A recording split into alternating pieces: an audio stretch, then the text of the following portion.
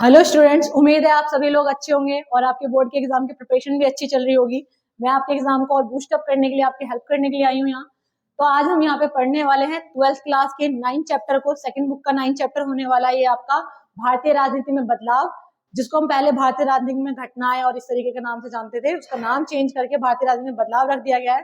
तो भारतीय राजनीति में बदलाव में हम क्या पढ़ने वाले हैं, तो इसमें हम ये पढ़ने वाले हैं कि 1980 के दशक से लेकर के अब तक वर्तमान समय में राजनीति में क्या क्या घटनाएं हुई हैं, क्या क्या बदलाव आए हैं, किस पार्टी ने किस तरीके के उतार चढ़ाव को देखा है। तो इन सब चीजों को हम बेटा पढ़ने वाले हैं। आपका डायरेक्ट क्वेश्चन 6 नंबर का यही आ जाता है कि 1980 के दशक में भारतीय राजनीति में क्या बदलाव देखने को मिले। तो आपको ये 6 पॉइंट्स लर्न कर लेने हैं और जो मैं आपको एक्सप्लेन कर रही हूँ उसको बहुत ध्यान से सुनना है। आपको सुन के ही आपकी चीजें याद हो जाएंगी। देखिए बेटा, 1980 के अंतिम दशक के वर्षों में भारतीय राजनीति के प्रमुख मुद्दे या घटनाएं क्या क्या थी।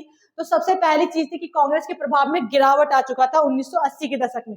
कांग्रेस के प्रभाव में गिरावट हम कैसे देखेंगे बेटा कि 1980 के दशक में हुआ क्या था कि आप जानते ही हैं कि इंदिरा गांधी जी का काल आया था। 1980 में इंदिरा गांधी ने पूर्ण बहुमत के साथ जीत गई थी और कांग्रेस ने पहली बार हाथ के निशान पर जो चुनाव लड़ा था वो 1980 के दशक में ही, मतलब 1980 के चुनाव में ही लड़ा था, जिसमें उन्होंने उसी टाइम पे ऑपरेशन ब्लू स्टार चलाया था। आप जानते हैं संत भिंडरावालों को पकड़ने के लिए ऑपरेशन ब्लू स्टार चलाया गया था और जिसको सिख लोगों ने अपने सिख धर्म पर हमला माना था और जिसका अंतिम रूप से शिकार स्वयं प्रधानमंत्री इंदिरा गांधी जी हुई थी और 31 अक्टूबर 1984 को उनकी हत्या कर दी गई थी उनके ही 2 बॉडीगार्डों के द्वारा, सतवंत सिंह और बेअंत सिंह के द्वारा। जिसके बाद पार्टी का जो कार्यभार है वो राजीव गांधी, इंदिरा गांधी जी के पुत्र राजीव गांधी जी ने संभाला था और राजीव गांधी जी कांग्रेस को आगे लेकर चले। लेकिन राजीव गांधी जी के बाद 1989 के बाद पार्टी में काफी कमी देखने को मिली, क्योंकि 1989 में अगर हम कहें कि केंद्र में पहली बार गठबंधन की सरकार कब बनी तो वो 1989 में बनी थी। विश्वनाथ प्रताप जी की सरकार बनी थी और विश्वनाथ प्रताप जी ने आते के साथ ही उन्होंने 1990 में सबसे पहले मंडल आयोग की रिपोर्ट को लागू किया था, जिसके द्वारा दलित ओबीसी वर्ग को आरक्षण की व्यवस्था दी गई थी। तो आप 1990 के बाद अगर हम बात करें कि जो विश्वनाथ प्रताप जी की सरकार है वो ज्यादा लंबे समय चली नहीं, क्योंकि उनके पार्टी से जो उनके ही एक सहयोगी थे चंद्रशेखर जी, वो 58 सांसदों को लेकर अलग हो जाते हैं और जिसके बाद विश्वनाथ प्रताप जी की सरकार अल्पमत में आ जाती है और अल्पमत में आने की वजह से उनकी सरकार गिर जाती है। इसके बाद के जो चुनाव हुए थे बेटा उसमें किसी भी पार्टी को पूर्ण बहुमत से कोई बहुमत मिलता ही नहीं है। 1991 में फिर से कांग्रेस आती है। कांग्रेस के इस बार नेता को 197 सीटें मिलती हैं। 197 तो सीटें बहुमत नहीं थी, तो इसलिए इस बार सरकार ने जो गठबंधन बनाया था उसको हम संयुक्त मोर्चा के नाम से जानते हैं। तो संयुक्त मोर्चा की सरकार बनी थी और नरसिम्हा राव जी हमारे देश के प्रधानमंत्री बने थे। ये देश में पहली ऐसी गठबंधन सरकार थी जो पूरे 5 साल चलती है। और इसके बाद की अगर हम बात करें 1996 में चुनाव हुए, फिर 1998 में चुनाव हुए, फिर 1999 में चुनाव हुए। इन सभी चुनावों में कांग्रेस का जो प्रभाव था वो ज्यादा अच्छा या सराहनीय नहीं था। कांग्रेस के प्रभाव में काफी गिरावट आ चुकी थी और इसी टाइम पे एनडीए का उदय हुआ और एनडीए की सरकारें बनी। तो इस तरीके से आप देख सकते हैं कि जो कांग्रेस है उसके प्रभाव में काफी गिरावट आ चुकी थी। गिरावट के रीजंस भी काफी हैं कि कांग्रेस में अब पहले जैसी विचारधारा नहीं रही, कांग्रेस में उतने महत्वपूर्ण नेता नहीं रह गए, कांग्रेस का नेतृत्व सही हाथों में नहीं था। तो इस वजह से कांग्रेस सही ढंग से काम नहीं कर पा रही थी। और सबसे बड़ी चीज कि क्षेत्रीय पार्टियों का उदय हो जाना, क्षेत्रीय पार्टियों की वजह से भी कहीं ना कहीं बड़ी पार्टियों को बड़े झटके झेलने पड़े थे उस टाइम पे 1980 के दशक में। ठीक है, तो पहला मुद्दा आपका क्या है कि 1980 के दशक में क्या बदलाव आया, तो कांग्रेस के प्रभाव में गिरावट आ चुकी थी। सेकंड क्या है आपका मंडल आयोग। मंडल आयोग की स्थापना की गई थी, कब की गई थी?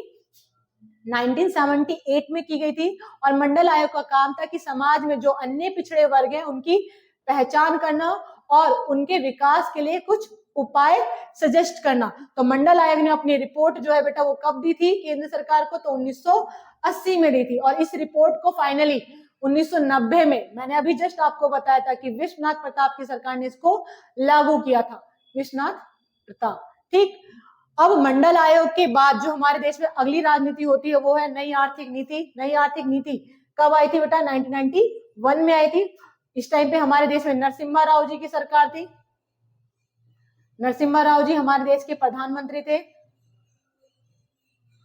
और 1991 में ये क्या लेके आते हैं बेटा? एलपीजी लेके आते हैं। एलपीजी का मतलब क्या है? उदारीकरण, निजीकरण और लास्ट वन इज वैश्वीकरण, इससे पहले हमारे देश ने वैश्वीकरण को नहीं अपनाया था। क्यों नहीं अपनाया था? क्योंकि इससे पहले स्वतंत्रता के बाद भारत ने संरक्षणवाद की नीति को अपनाया था। संरक्षणवाद की नीति का अर्थ क्या है कि हमें अपना विकास स्वयं करना है, इसमें कोई बाहरी लोग पार्टिसिपेट नहीं करेंगे।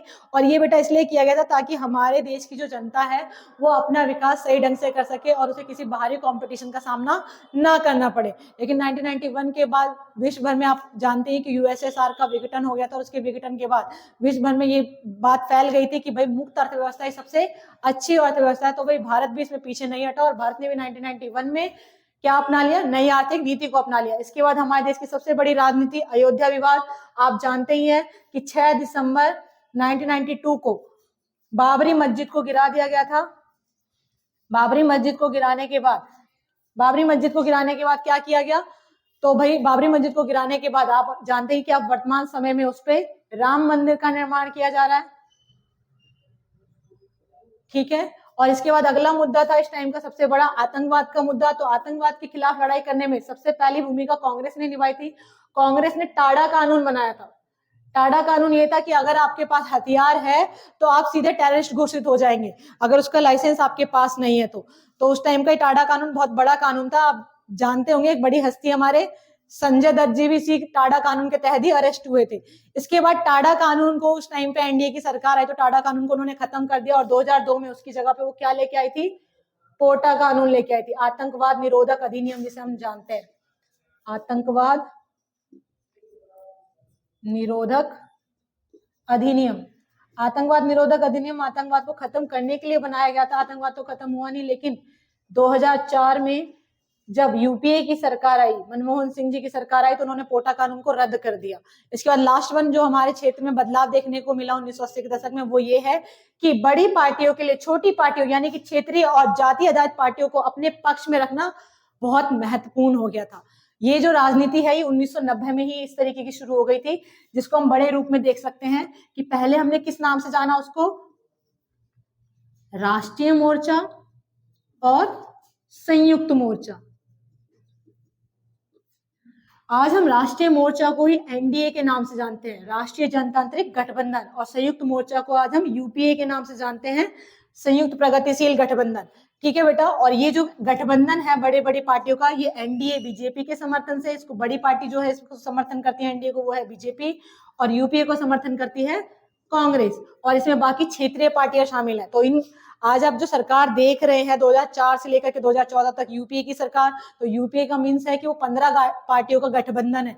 और इसी तरीके से फिर 2014 से लेकर के अभी तक जो एनडीए चल रही है वो भी एक बहुत बड़ी पार्टी है और जो जिसका बहुत बड़ा वाला गठबंधन है। तो गठबंधन सरकारों का दौर आ चुका है, क्योंकि क्षेत्रीय पार्टी और जाति आधारित पार्टी इतनी ज्यादा बन गई है कि लोकसभा के चुनावों में बड़ी पार्टियों के लिए बहुमत सिद्ध कर पाना बहुत मुश्किल काम हो जाता है। तो अगर आप देखें तो 1980 के दशक से लेकर के अभी तक में कितनी ज्यादा चेंजेस आ गए कि जहां पे पहले बड़ी पार्टियां अकेले के दम पर सरकार बनाया करती थी, वहीं वर्तमान समय में उनका छोटी पार्टियों के साथ गठबंधन और उनके साथ रिलेशन अच्छे करना बहुत ज्यादा जरूरी हो गया है। और कहीं ना कहीं लोकतंत्र के लिए बहुत अच्छा भी है कि एक अच्छे लोकतंत्र की बात ही यही होती है, खासियत ही यही होती है कि उसमें समाज के प्रत्येक वर्ग, प्रत्येक कैटेगरी के लोग आए और सभी का एक समान रूप से विकास हो। तो उम्मीद है आप सभी लोगों को इस चैप्टर का पहला चीज समझ में आया होगा। और बेटा इसको अच्छे से पढ़िएगा, अच्छे से सुनिएगा। जो आपको ना समझ में आए तो आप कमेंट बॉक्स में आप कमेंट करके हमें बता सकते हैं। धन्यवाद।